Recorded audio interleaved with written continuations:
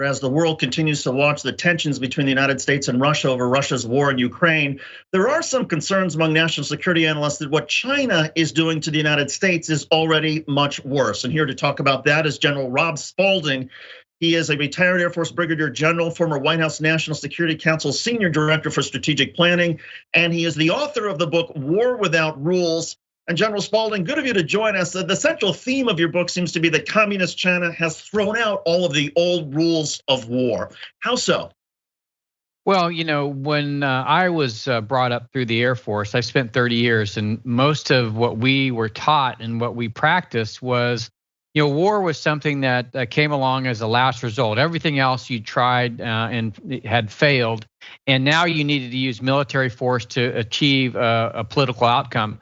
And what unrestricted warfare, and that's what War Without Rules is about, talks about is how do you achieve your objectives without actually going to war, using things that are everyday: trade, finance, politics, academia, all of the things that we have, what we would consider to be peacetime elements of national power. How do you use those actually for war? And you're right that China wants to be the top global superpower by the year 2049. So they're already using things like stealing trade secrets and infiltrating academic institutions and perhaps lying about things like the pandemic. Well, absolutely. And I think what we failed to really recognize is, rather than looking at did the coronavirus come from a wet market, or did it come from a lab? Was it accidental? Was it on purpose? How did the Chinese Communist Party take advantage of the coronavirus? What were some of the actions they took? Obfuscation is one of them. The other is, just like we're seeing with regard to supporting Russia's invasion of Ukraine, how do they change a narrative to be one that's more pro-China, or at least pro their communist system? There are some arguments that China's right or claim on Taiwan actually might be stronger than Russia's argument that that Ukraine belongs to Russia. Given the focus though on Russia and Ukraine right now, does that increase the probability that at some point, perhaps in the near term rather than the long term, that China actually makes a move on Taiwan? Well, I think what it does is, I think Xi's already made the decision. He's already said he's not going to leave it to the next generation.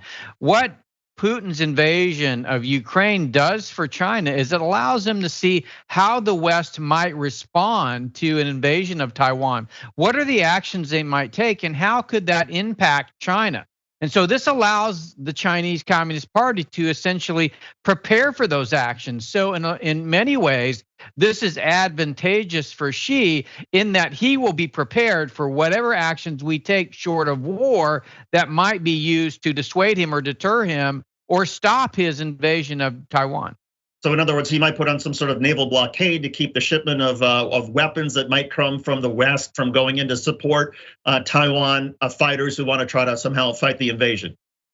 Well, not only that, but he could secure energy supplies, he could secure food supplies, he could ensure that his ability to pay for things is not impacted by SWIFT.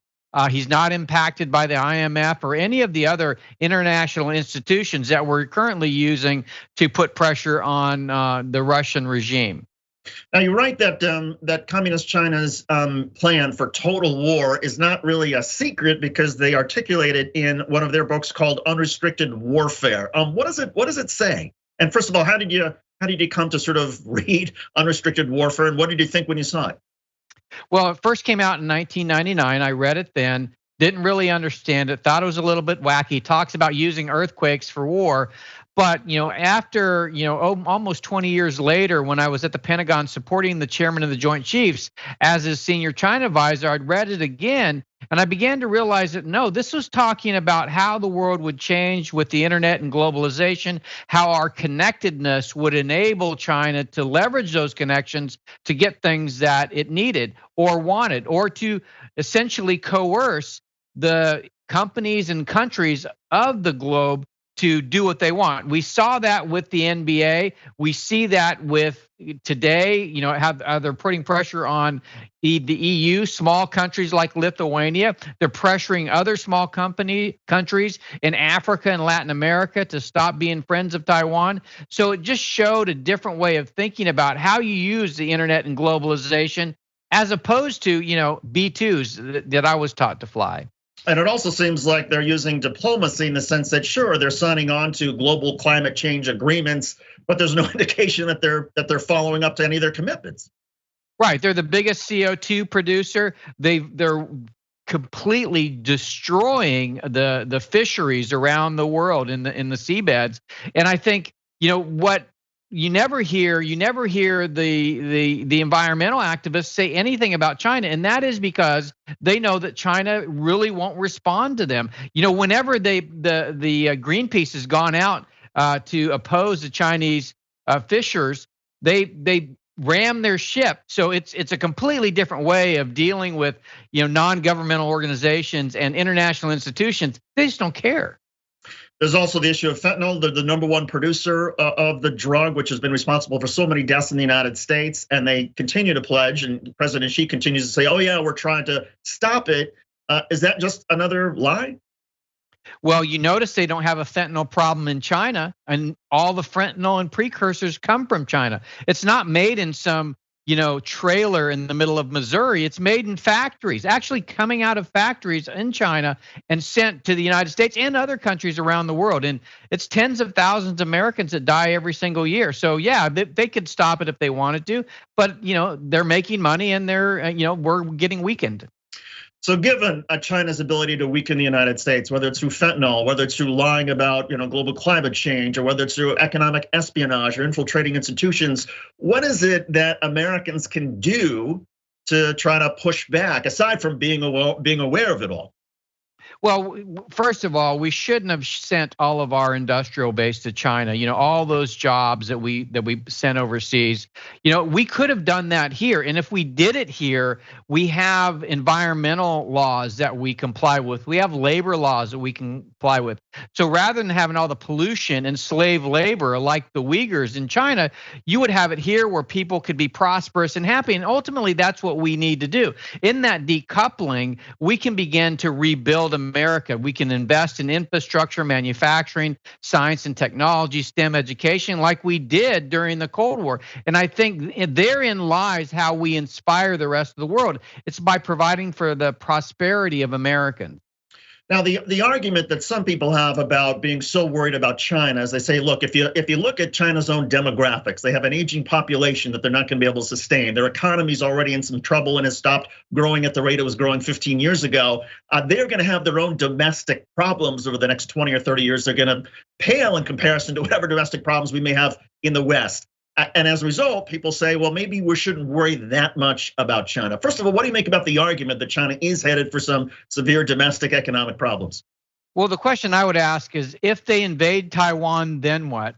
That's first of all. Second of all, they actually understand their demographic problems. They understand the fact that they're overweighted in young males. What they're doing is something called the Belt and Road Initiative. The Belt and Road Initiative not only connects them to resources, mines and ports and rail, but also connects those countries to China's productive markets. And so they're trying to create their own economic system that is much like, the Soviet Union was without all the military. They're using essentially a lot of the tools that the United States used at the end of World War II to create their to create the free order. They're just going to make it a very authoritarian order because they're going to supply the things that those leaders of those countries need to create an authoritarian system that's based on this relationship with China's economy. And one of the things that authoritarians need are, of course, information about their population. And that's where China's domination of artificial intelligence seems to sort of be going. They already have the ability, as I understand, to essentially give every citizen a scorecard. I mean, use artificial intelligence to essentially keep track of people's behaviors and movements. And therefore, if you want to buy a house, if you want to buy a car in China, well, suddenly you've got a score, and you've got to have a certain score that meets approval of the Chinese government in order for your life to move forward. Absolutely, and 5G is really about taking that data that's collected from your smartphone and building it into the city around you. So rather than having the smartphone track you, which is bad in and of itself, now cameras placed all over the city are going to be tracking you. Of course, now you won't have to use your smartphone to order an Uber. You can just say, hey, I want an Uber. Now all this data that's being collected about you is owned by the state and used to, punish you if you don't do what's right and reward you if you do what's right. What do you see as being the sort of the greatest danger? Speaking of Taiwan, you mentioned, first up Taiwan. Do you see that as something happening soon? Do you see it in terms of months, in terms of weeks? You mentioned certainly that President Xi doesn't want to leave it to the next generation, but how imminent is China's threat of Taiwan? I think it's within the next 3 to 5 years. And what would you argue if you were still at the Pentagon, the White House National Security Council? What would you advocate in terms of what the US response should be? So first of all, we're not going to get into a war over Taiwan. We really can't, because you have the risk of nuclear escalation. So thinking about things like resupply of the Taiwanese or even helping them evacuate, those are the things we should think about with regard to Taiwan. But more importantly, this decoupling and investing in our own democracies and that of our allies and partners ought to be where we're focusing our attention over the next decades. In other words, taking some economic precautions in addition to whatever sort of military supplies we might want to give to Taiwan or be able to plan to give to them in the event of an invasion. Absolutely. We're beginning to see supply chain problems now with China's lockdowns. And so it's going to get even worse if they do invade Taiwan, because they're going to cut us off completely. General Rob Spalding, former Air Force Brigadier General, former White House National Security Council Senior Director for Strategic Planning, and his new book just out is War Without Rules. For anybody who has even an inkling about the threat from China, you should definitely read this book. It's gotten rave reviews. And General Spalding, thanks for joining us on the conversation. We appreciate it. Thank you so much.